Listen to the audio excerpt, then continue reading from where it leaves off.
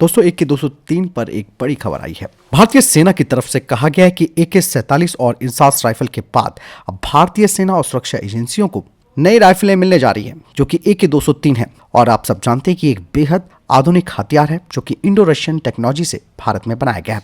बता दें कि ये राइफलें तकनीकी रूप से भी और मारक क्षमता के रूप में भी AK-47 और इंसास राइफल से काफी आगे हैं।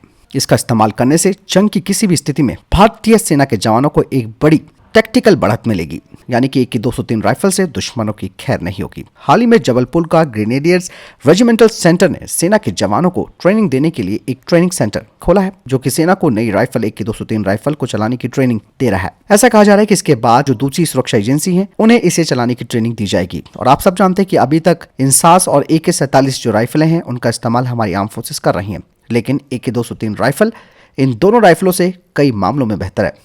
ये वजन में काफी हल्की है। अगर इसकी वजन की मैं बात करूं तो करीबन 3.8 किलोग्राम है और मारक क्षमता भी इसकी काफी ज्यादा है। और ये राइफल 800 मीटर तक सटीक निशाना लगा सकती है। इंसास के मुकाबले AK-203 से 50 राउंड प्रति मिनट ज्यादा दागे जा सकते हैं, यानी कि AK-203 राइफल 700 राउंड तक फायर करती है। इसके अलावा जवान को बंदूक को दिन भर अपने कंधे पर टांग कर रखना होता है या फिर वो अपने हाथ पर इसे रखता है।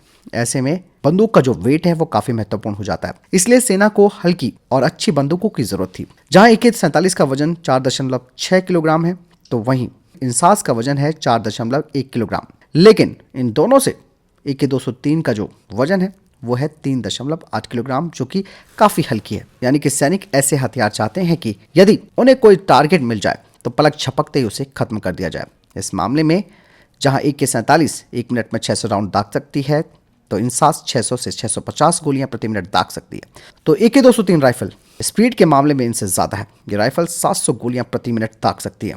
ऐसी स्थिति में दुश्मन को बचने का टाइम नहीं मिलेगा। अभी तक AK-47 राइफलों का दुनिया में दबदबा रहा है, लेकिन अब AK-203 आ जाने के बाद AK-47 की बादशाह जो है वो खत्म हो जाएगी। यही नहीं, इसके अलावा जो अग्निवीर हैं उन्हें भी AK-203 पर ट्रेनिंग दी जा रही है, क्योंकि इस राइफल को बहुत ही कम समय में और आसानी से असेंबल किया जा सकता है।